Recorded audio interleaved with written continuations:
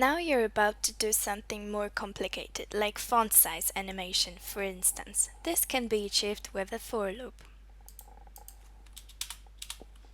For font size from 10 to 100, step 10.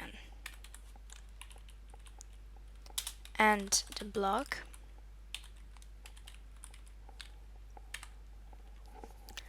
At first, the font size will be 10. Then it should increase gradually to 100 with a step equal to 10. Note that the first declaration of the font size variable isn't necessary, so I'm going to remove this. Its starting value is set with the from argument.